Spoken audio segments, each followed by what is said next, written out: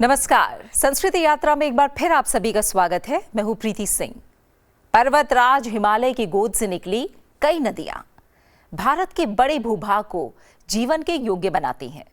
नदियां और सागर भारतीय संस्कृति में न केवल प्राकृतिक संसाधन के रूप में बल्कि धार्मिक, सांस्कृतिक और ऐतिहासिक दृष्टिकोण से भी महत्वपूर्ण हैं। दुनिया के कई देशों की तरह भारत की आबादी कुछ खास क्षेत्रों तक नहीं सिमटी है, बल्कि देश भर में लगभग समान रूप से फैली है। ये बात भारतीय संस्कृति को विश्व में बेहद खास बनाती है। संस्कृति यात्रा में हम आपको भारत की इसी समृद्ध संस्कृति से रूबरू कराते हैं। तो आइए इस यात्रा की शुरुआत करते हैं पिछले सप्ताह केंद्र में हुए कुछ महत्वपूर्ण कार्यक्रमों की झलकियों के साथ साप्ताहिकी में। IGNC की एक महत्वपूर्ण पुस्तक art for everyone a creative journey का विमोचन किया गया।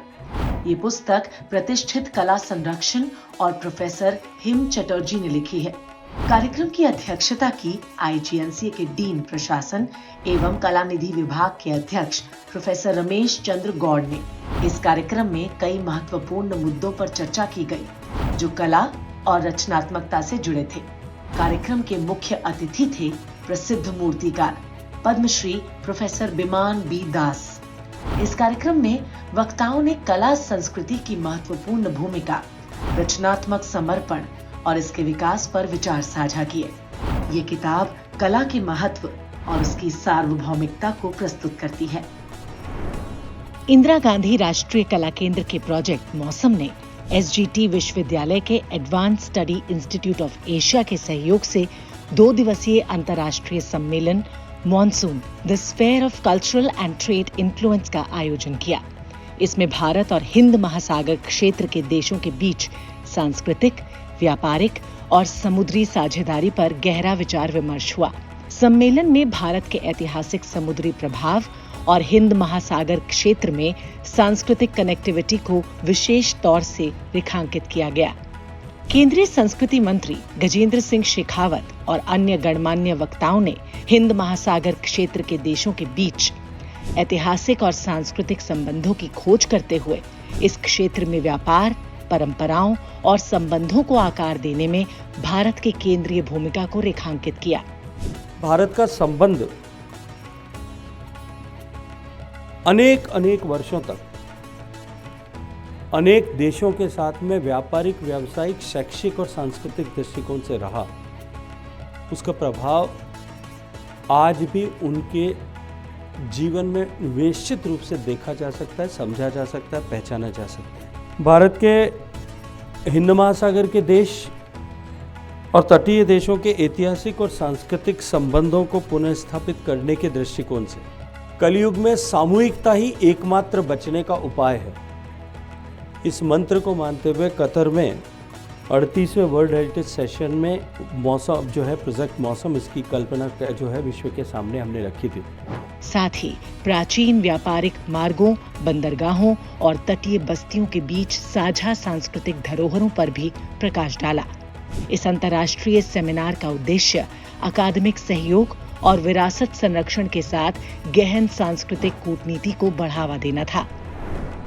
IGNC के क्षेत्रीय केंद्र वाराणसी ने काशी तमिल संगमम में महर्षि अगस्त्य पर एक विशेष प्रदर्शनी का आयोजन किया। प्रदर्शनी का उद्घाटन उत्तर प्रदेश के मुख्यमंत्री योगी आदित्यनाथ और केंद्रीय शिक्षा मंत्री श्री धर्मेंद्र प्रधान ने किया। इसमें महर्षि अगस्त्य के जीवन और गाथाओं को दर्शाते हुए 9 अद्वितीय चित्रों के साथ दुर्लभ पांडुलिपियों और ऐतिहासिक दस्तावेजों का संकलन प्रदर्शित किया गया। ये प्रदर्शनी महर्षि अगस्त्य की सांस्कृतिक धरोहर और योगदान को उजागर करती है। केंद्रीय संस्कृति और पर्यटन मंत्री श्री गजेंद्र सिंह शेखावत ने भी इस विशेष प्रदर्शनी का अवलोकन किया। असम के गुवाहाटी में transition of drama from folk to modern in the context of Assam यानी असम के संदर्भ में नाटक का लोक नाट्य से आधुनिक नाट्य तक परिवर्तन विषय पर व्याख्यान हुआ। ये आयोजन IGNC के गुवाहाटी क्षेत्रीय केंद्र ने बेहाटा चारियाली B.Ed कॉलेज के सहयोग से किया। व्याख्यान में असमिया नाटक के विकास और पारंपरिक लोक रूपों में इसकी जड़ों और आधुनिक नाटकीय अभिव्यक्तियों की प्रगति पर प्रकाश डाला गया। आईजीएनसीए के क्षेत्रीय केंद्र वाराणसी ने प्रज्ञा संस्थान दिल्ली के सहयोग से वाराणसी में महाकुंभ वैश्विक चेतना का जागृतिक स्वरूप विषय पर व्याख्यान आयोजित किया। मुख्य अतिथि थे वाराणसी के दक्षिणी विधानसभा क्षेत्र के विधायक नीलकंठ तिवारी। उन्होंने कहा कि अमृत स्नान से मोक्ष प्राप्ति की संकल्पना महाकुंभ की अद्भुत चेतना को जागृत करती है। मुख्य वक्ता प्रोफेसर ब्रजभूषण ओझा, जो काशी हिंदू विश्वविद्यालय के व्याकरण विभाग में प्रोफेसर हैं, उन्होंने कुंभ की पारंपरिक और पौराणिक व्याख्या करते हुए उसकी महिमा और उसके प्रासंगिक आयामों को शास्त्रीय प्रमाणों से सत्यापित किया। अंत में अध्यक्षीय उद्बोधन में संपूर्णानंद संस्कृत विश्वविद्यालय वाराणसी के कुलपति प्रोफेसर बिहारी लाल शर्मा ने विभिन्न ज्योतिषीय प्रमाणों तथा शास्त्रीय तर्कों के आधार पर कुंभ की व्याख्या की और श्रोताओं को भारत की सांस्कृतिक चेतना के प्रतीक महाकुंभ के विभिन्न आयामों से परिचित कराया। आईजीएनसीए के क्षेत्रीय केंद्र गुवाहाटी और संगीत नाटक अकादमी उत्तर पूर्व केंद्र ने एक विशेष पुस्तक चर्चा का आयोजन किया। विषय था the Koch dynasty and the charismatic Bir Chilarai. इस पैनल चर्चा में डॉक्टर जगदीश पटगिरी, डॉक्टर शुभजीत चौधरी और अरूप ज्योति दास ने हिस्सा लिया। कार्यक्रम की अध्यक्षता संगीत नाटक अकादमी उत्तर पूर्व केंद्र के परियोजना निदेशक अरूप बारदोलोई ने की। चर्चा में कोच वंश की ऐतिहासिक धरोहर और बीर चिलाराय के योगदान पर विस्तार से विचार विमर्श किया गया। साप्ताहिकी से आगे बढ़ते हैं अगले पड़ाव विशेष में कश्मीर की तरफ, जो कई नदियों के उद्गम स्थल पर्वतराज हिमालय की गोद में बसा है। कश्मीर अपनी प्राकृतिक सुंदरता, समृद्ध ज्ञान परंपरा और संस्कृति के लिए जाना जाता है। बर्फ से ढके पहाड़, शांत झीलें, हरे भरे बाग और सुरम्य वादियां कश्मीर को धरती का स्वर्ग बनाती हैं। श्रीनगर के विश्व प्रसिद्ध डल झील में चलने वाली किश्तियां, शिकारे और हाउस बोट एक विहंगम दृश्य उत्पन्न करते हैं। इन पर बैठकर डल झील की सैर करते सैलानी आनंद के सागर में डूब जाते हैं। आज हम बात करेंगे पर्यटकों को डल झील में सैर कराने वाले और उससे अपनी जीविका चलाने वाले मल्लाहों की, जिन्हें क्षेत्रीय भाषा में हांजी या हंज कहा जाता है। जी हाँ, नाव बनाने से लेकर उसे सजाने का काम करने और पर्यटकों को घुमाने से लेकर उनका आतिथ्य करने वाले हांजी सैलानियों की यात्रा को यादगार बना देते हैं। आज विशेष में आपको दिखा रहे हैं इन्हीं हांजी लोगों की जीवन शैली और संघर्षों पर आधारित एक शानदार film boatman of Kashmir.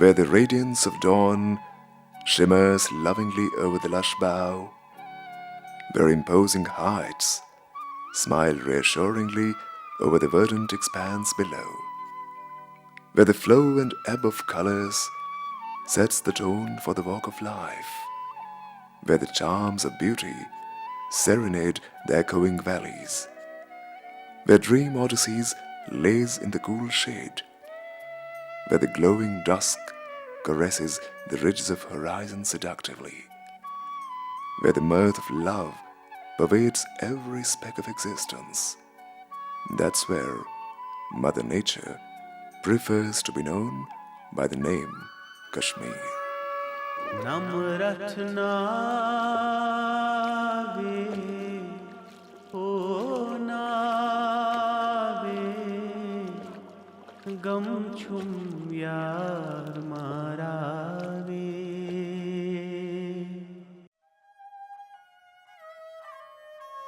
The fun-filled yet hard experience of rowing boats evokes a mixed sentiment of hope and gay abandon, assisting their ride on the undulating character of waters.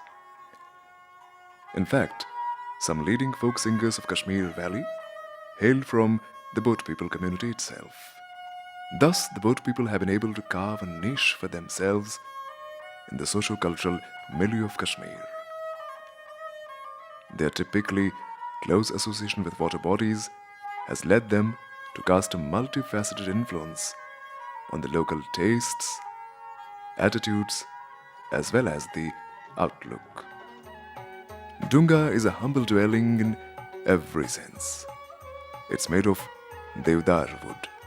The entrance of a dunga, known as Nam, leads to a small hall, Bushkan. There are 2 more rooms, one after the other, the first Galav and the second Mateb. And there's the kitchen, of course, known as Khut. The credit for introducing houseboats goes to 3 Europeans, Colonel R. Sartorius, R. Harvey, and Martin Kinnard, who built a houseboat in Kashmir for the first time in 1888. A double-storied houseboat, later built by Martin Kinnard in 1918, still exists near Rajbagh on River Jhelum. Houseboats are exquisitely laid out.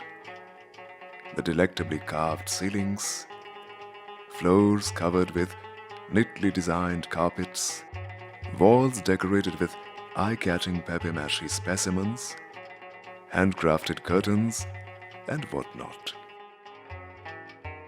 The boat people are plodders by nature. By dint of their zeal and labor, they manage to exploit the richness of water and live for yet another day. Vegetable growers, called Demberhans locally, constitute a significant chunk of the community. A major part of their population resides in and around Dal Lake and is engaged in the cultivation of a variety of vegetables. When there were no floating gardens, or gardens as such, the Demberhans managed just one offering, Nadru, the lotus stem, a favorite with the Kashmiri palate.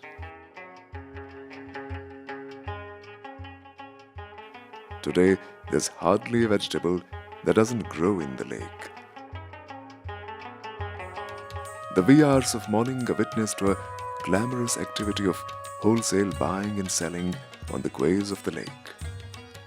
Vegetables, to the tune of around 3 crore rupees, are sold annually. Notwithstanding their painstaking labor, the vegetable growers of the lake get a raw deal. The retail price of these vegetables is 10 times or even more than what they are offered at by the growers. In the lean months of winter, Demberhans opt for other activities like carpet weaving, embroidery, etc. to make a living. Most of the Demberhans reside in concrete houses built on parts of lakes which have been converted into solid land. Life is generally about change, but there are certain constants as well. Constants born out of tradition that reflect the essentials of spirit. It is these constants that provide a reason to rejoice and brook no deterrents. The weddings of boat people are more or less similar to the weddings of other social strata in Kashmir, complete with a grand feast, Vazwan. Many bridges have come upon River Jhelum over time, but there are still some spots on the river that stay connected by these small boats only. These are the shikaras. Shikaras on the Jhelum may serve convenience more, but on the Dal Lake, shikaras are mostly pleasure-oriented. Shikarawalas, the shikari hands, try their optimum best to make the trip memorable for their guests by introducing them to key areas of the lake. Shikarawalas use their shikaras as mobile outlets for selling snacks, soft drinks, fruits, jewelry, etc. Photography, that too in the traditional Kashmiri attire, is another special way that shikari hands adopt to leave their clientele with lasting memories. A special activity of shikarawalas is selling flowers and bouquets to the guests residing in houseboats. They would live in small boats on the Vular previously, but now they have shifted to concrete houses, though some occupy hutments on the banks. Occupational compulsions have been the chief determinant for the migratory instincts of the boat people. Of course, with the shrinking of water bodies, the occupational options on the waters have also dwindled, and so has the population of the boat people.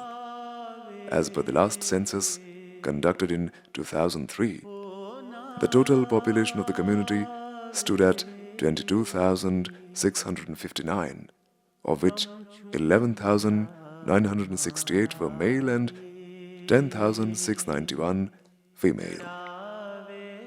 Besides other reasons like soil erosion along the river, the shrinking size of water bodies in the valley has something to do with the lifestyle of boat people as well.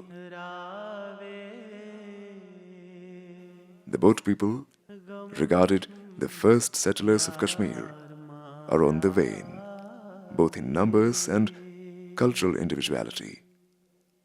Whatever remains of them calls for preservation, for they serve as a significant link with our rich past. नदियों के प्रदेश कश्मीर के हांजी लोगों पर आधारित boatman of Kashmir की खूबसूरत अनुभूति के बाद अब चलते हैं आंध्र प्रदेश की ओर, जहां हिंद महासागर की लहरें हिलोरे मारती हैं। अपने इस पड़ाव यानी रंगभूमि में आपको मिलवा रहे हैं उस परिवार से जो अपने पूर्वजों की नाट्यकला विरासत का लगातार विकास और विस्तार करने में पूरे समर्पण से जुटा है। पिछले 150 वर्षों से ये परिवार विशिष्ट नाट्यकला से जुड़ा है। आंध्र प्रदेश के कडप्पा जिले में 1885 में शुरू हुई इस नाट्य यात्रा का नाम है सुरभि थिएटर। एक ही परिवार के लोगों द्वारा थिएटर का पूर्ण संचालन इसकी खासियत है। स्टेज निर्माण से लेकर मंच सज्जा, वेशभूषा, मेकअप, लाइटिंग, साउंड और स्पेशल इफेक्ट्स तक का काम परिवार के सदस्य खुद ही करते हैं। न केवल करते हैं बल्कि इन सभी विधाओं में पारंगत हैं।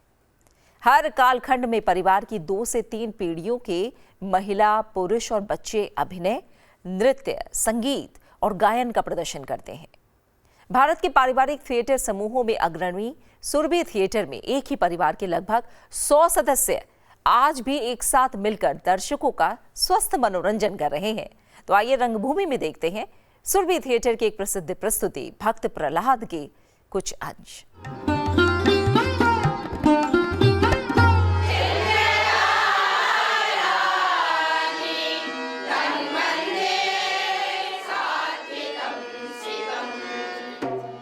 Surabhi, a rare institution of family theatres in India, has an unbroken record of 125 years. This vibrant theatre form has been patronised both by the urban and rural theatre lovers in India. The legacy of Surabhi Theatre began in a village called Surabhi, originally called Sorugu, a tiny hamlet in the Kadapa district of Andhra Pradesh.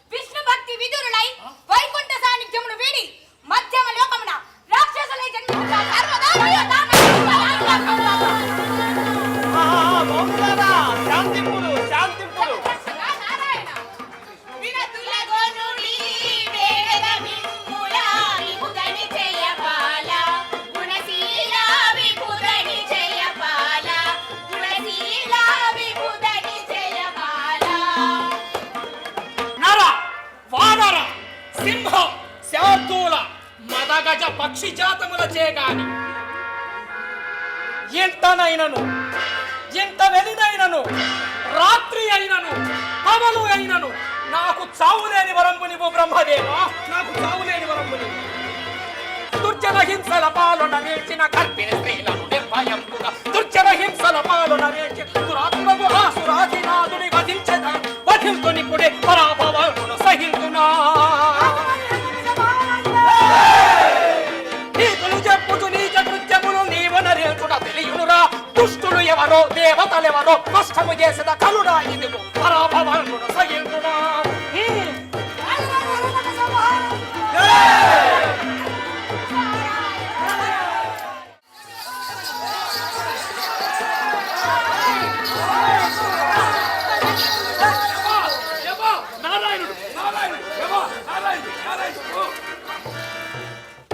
ఆ దురాత్ముడు నేని నీవు పితృరుణము తీర్చుకున్న వాడవగదు తొలువై స్తంభమందునా తోయజాక్షుడగు పడకయుల్నా నీతి శిరము నూరు సకలములుగా కగురట్టెద సత్వరము జల్పుము వాడిందు కలడో లేడో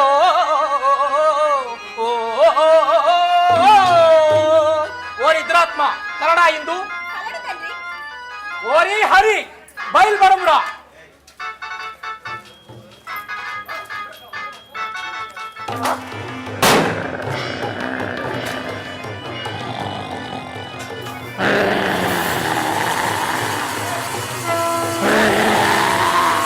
హరి కుమారా హరి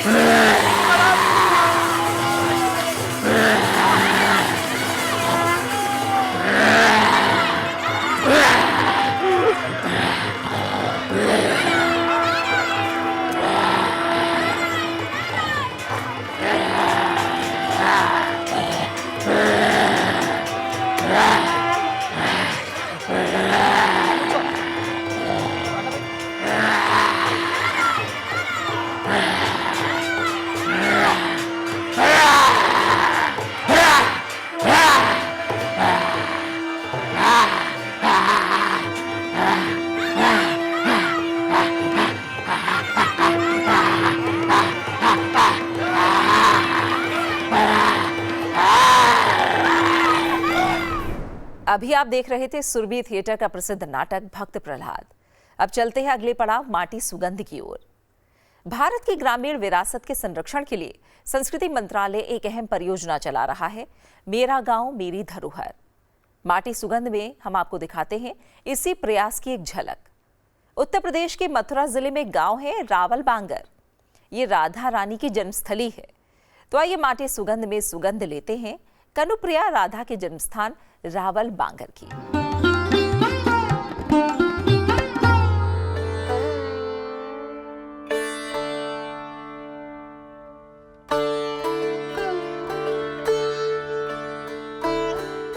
राधा रानी का जन्म स्थान होने के कारण रावल भंगार गांव काफी प्रसिद्ध है।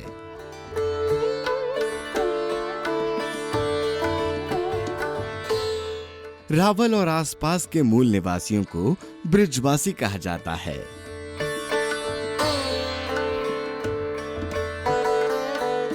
रावल भंगार गांव में करीब 409 घर हैं। गांव का कुल भौगोलिक क्षेत्रफल 478.3 हेक्टेयर है। रावल बंगार की कुल जनसंख्या 2753 है। हिंदी यहाँ की स्थानीय भाषा है।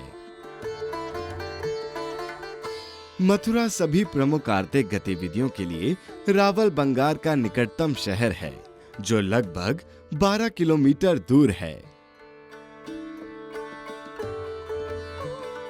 पानी की आपूर्ति, बिजली, गैस की आपूर्ति और स्वच्छता सुविधाओं जैसी सभी बुनियादी सुविधाएं गांव में बहुत अच्छी तरह से तैयार की जाती हैं। गांव में कई सार्वजनिक शौचालय हैं, क्योंकि 6 से 7 साल पहले बॉलीवुड की नायिका हेमा मालिनी ने इस जागरूकता अभियान की पहल शुरू की थी। गांव में प्राकृतिक जल का स्रोत जमुना नदी है। साफ पानी के लिए नल भी उपलब्ध है। साथ ही जल आयु योजना के माध्यम से गांव में रसोई गैस की आपूर्ति की जाती है। गांव में खेती और पशु प्रजनन आय का मुख्य स्रोत है। यहाँ उगाए जाने वाली मुख्य फसलें गेहूं, बाजरा, ज्वार, आलू और गन्ना हैं। बच्चों को बेहतर शिक्षा प्रदान करने के लिए गांव में एक स्कूल भी उपलब्ध है।